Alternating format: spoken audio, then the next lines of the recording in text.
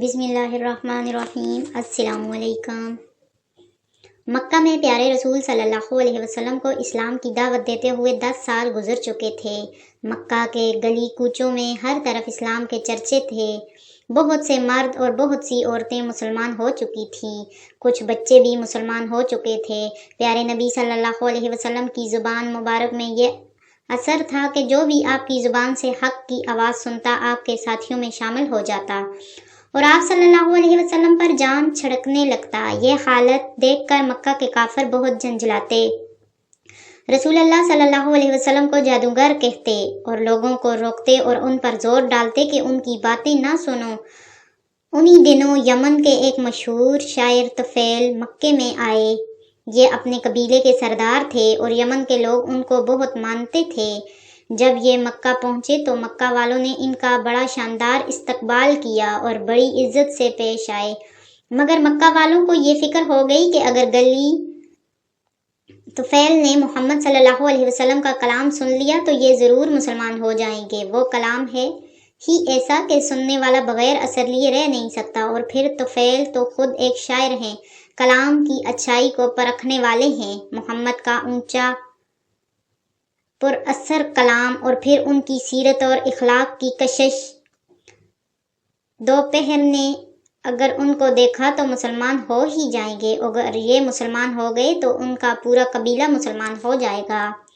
مکہ والوں کے لیے طفیل کا یہاں آنا ایک بڑا حادثہ بن گیا۔ طفیل نے ان کو بڑی فکر میں ڈال دیا۔ سب سمجھدار لوگ مل جل کر بیٹھے، آپس میں مشورہ کیا اور یہ طے ہو گیا کہ جیسے بھی ہو طفیل کو محمد صلی اللہ علیہ وسلم سے ملنے نہ دیا جائے۔ کچھ لوگ طفیل کے پاس پہنچے اور بڑی رازداری اور خیرخواہی کے انداز میں طفیل سے کہا، آپ نے ضرور ذکر سنا ہوگا، ہمارے یہاں ایک صاحب ہیں جو وہ کچھ دنوں سے اپنے کو آپ کو نبی کہنے لگے ہیں، بڑے زبردست جادوگر ہیں، ان کی باتوں میں بلا کا اثر ہے، ان کی باتیں سننے والا ان کے جادو سے ہرگز نہیں بچتا، جو بھی ایک بار ان کی باتیں سن لیتا ہے بس انہی کا ہو جاتا ہے۔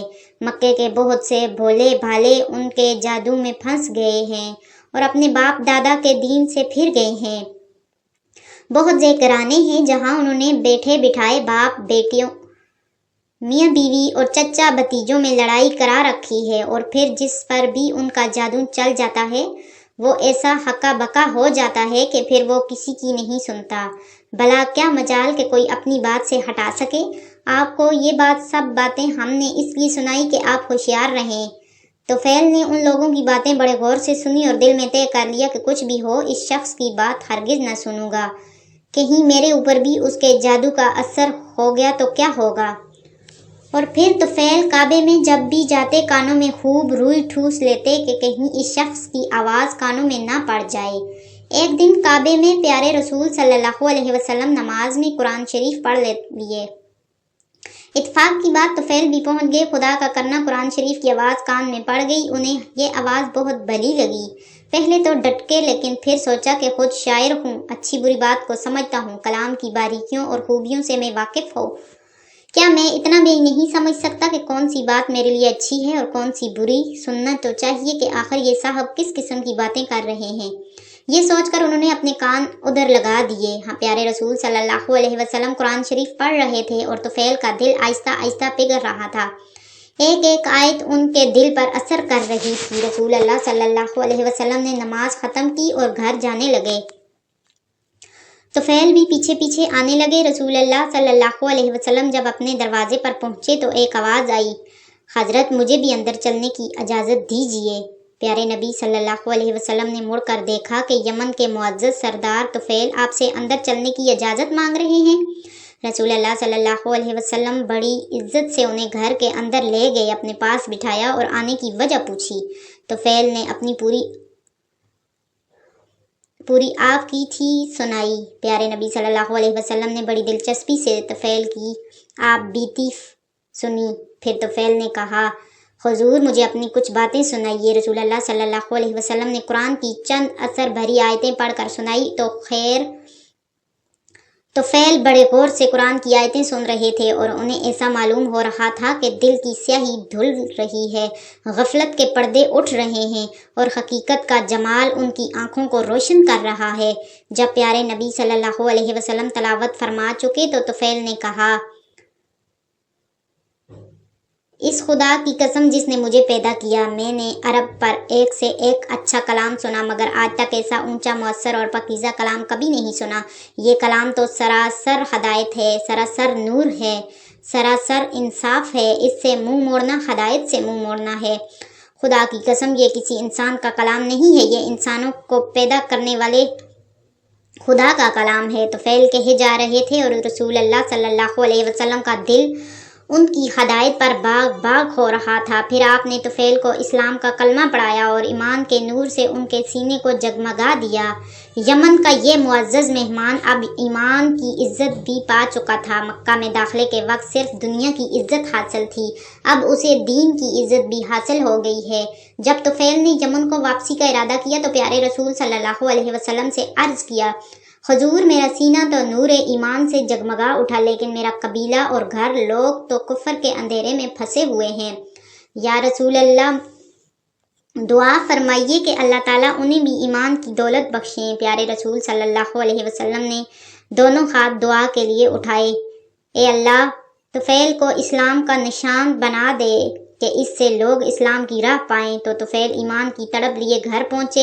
بوڑھے والد سے ملاقات ہوئی تو پھر بولے، ابا میں کفر کے اندھیروں سے ایمان کی روشنی میں آ گیا ہوں۔ ابا اب میرا آپ کا کوئی رشتہ نہیں، میں مکہ کے سچے رسول پر ایمان لے آیا ہوں۔ اب میرا رشتہ صرف اسی شخص سے ہے جو اس رسول کا کلمہ پڑھے اور اسلام کو اپنا دین مانے۔ طفیل کی یہ دل سے نکلی ہوئی باتیں سن کر والد سوچ میں پڑ گئے۔ اچھا، ایمان میں یہ قوت ہے کہ اس سے باپ بیٹے کا رشتہ بھی ختم ہو سکتا ہے؟ کیا ایمان کا رشتہ باپ بیٹے کا رشتے سے بھی زیادہ ہے؟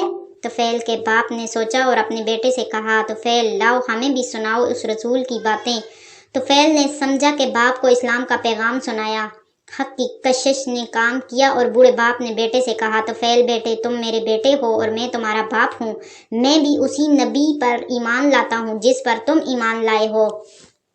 طفیل کی آنکھیں خوشی سے بھر پڑی اور بولے، ابا جان چلیں غسل فرما لیجئے اور اسلام کا کلمہ پڑھ کر اللہ کے پیارے بن جائیے۔ طفیل کے باپ نے غسل کیا، کلمہ شہادت پڑھا اور اسلام کی دولت سے مالا مال ہو گئے۔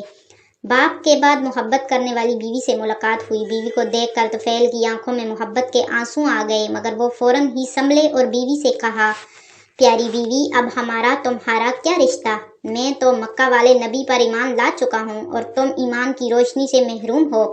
میں اسلام کی روشنی میں چل رہا ہوں اور تم کفر کے اندھیروں میں بھٹک رہی ہو۔ ایمان اور کفر کا کیا ساتھ؟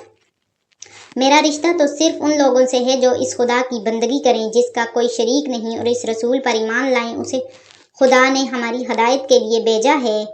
طفیل کی اثر بھری تقریر سن کر بیوی کے دل کے دروازے بھی کھل گئے۔ حق کی کشش نے اسے بھی کھینچ لایا اور وہ کہنے لگی، پیارے شوہر، آپ میرے شوہر ہی ہیں اور میں رہتی زندگی تک آپ کی رفاقت ہی میں رہوں گی۔ میں بھی اس خدا پر ایمان لاتی ہوں جو ساری کائنات کا خالق ہے اور ایمان لاتی ہوں اس رسول پر جس پر آپ ایمان لائے ہیں۔ طفیل کا دل خوشی سے اچھل رہا تھا، ان کا چہرہ حق کی فتح پر چمک رہا تھا اور وہ یہ سوچ رہے تھے کہ کتنی کشش ہے ایمان میں۔ سبحان اللہ۔